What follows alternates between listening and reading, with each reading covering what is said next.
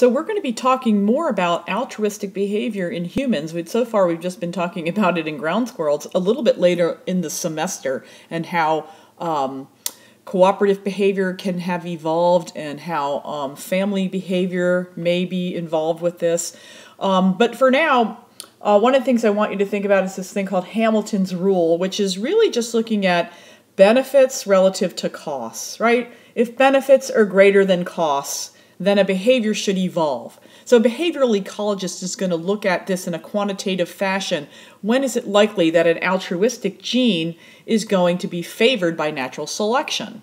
And as long as the relative is close enough, so if we multiply benefits times little r, which is that coefficient of relatedness that we just talked about, and as long as that term is greater than the costs, then we should expect to see an altruistic gene favored by natural selection. So by now I've probably given you the impression that you can only see this sort of helpful or altruistic kind of behavior happening when it's a relative. And now I'm going to throw a monkey wrench into what I've just said, no pun intended with the picture here, but that sometimes you do see helpful or even selfless sort of behavior happening in non-relatives. Okay, so how is it happening in non-relatives? And in most cases, when you see helpful behavior happening among individuals who are not very related or not very closely related to each other, is what we often see as reciprocity, reciprocal exchange. And in a nutshell, we can refer to this as, if you scratch my back, I'll scratch yours. And reciprocal grooming in primates, where these individuals are grooming each other, taking off parasites, ticks, things like that, that this doesn't necessarily have to happen between relatives. But as long as one individual is getting help and can expect the other individual to return that favor, okay, then you can see reciprocity or reciprocal altruism evolving in a population. So we see reciprocal altruism, and I'm kind of, it's kind of hard to write with this little pen actually, evolving in animals, again, that are not necessarily related to each other. And we're going to look at another example in a second here.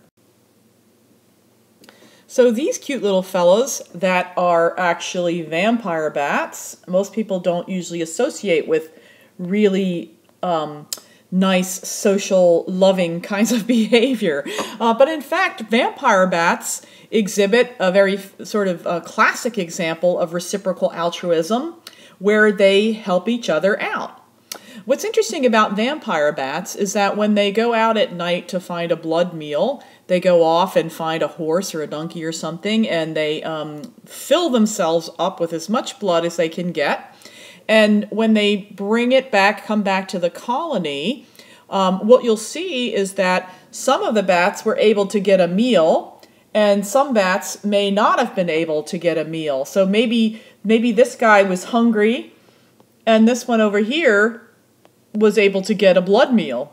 And so what they'll do is they will regurgitate blood, and I wish I could find a better picture of this, by just regurgitating blood from one individual into the mouth of the other. And I know that sounds really gross, but in fact what it does is it gives this hungry individual an opportunity to gain a meal when he couldn't have or she couldn't have otherwise. And if you think about this, this often depends on food resources that may be sort of unpredictably available. So bats may go off trying to forage and looking around for a mammal, and because they may not all be just so predictably available like grass or bushes or trees, then some are going to feed and some aren't going to feed. And for vampire bats, they have to ingest a large volume of blood on a pretty regular basis in order to stay alive.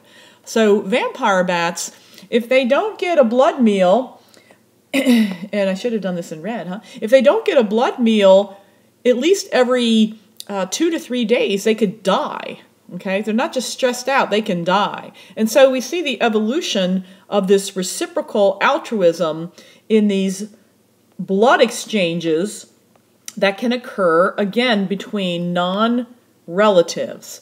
And as long as you can sort of guarantee, quote unquote, that you'll get to be a recipient at some point in time, then you'll behave as a donor. I don't want you to be too worried about the details on this graph here, but you can see, at least in this drawing, which is not a photograph, of a recipient bat receiving a blood meal from a donor, and that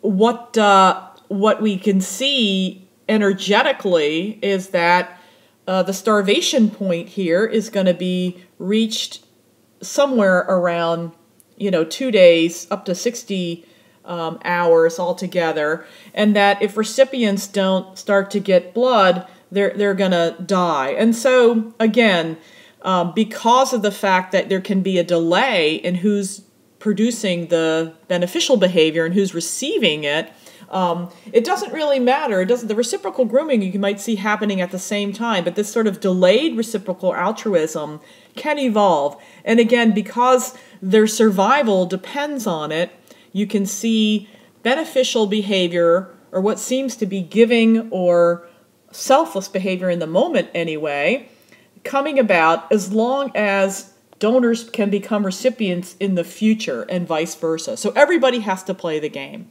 And if you think about this, if cheaters were to arise in a population, they stop donating, okay, well then what will happen is at some point in time, they will no longer be recipients. And then they can end up starving. And then so the reciprocal altruistic genes are not going to be passed to future generations as well. Okay, so later in the semester, we're going to be talking more about altruism, more specifically in humans, and looking at how certain kinds of behaviors may have evolved in humans as a result of kin selection, and how human beings operating to maximize inclusive fitness, which includes both the production of your own offspring as well as the copies of genes that you share with relatives being passed along, so that humans that maximize inclusive fitness are the ones that are going to have the copies of their genes showing up in future generations. And hopefully you're not sort of getting the impression that in the end it's all sort of selfless. And we're going to talk about that. that in the end it's all sort of selfish. Either you're helping yourself through your genes, or you're helping yourself because you get payback. And we're going to kind of take up that idea. Like, what does it mean to be truly selfless? Okay, and or altruistic, and from a genetic point of view, from a proximate point of view, or from an ultimate point of view. All right.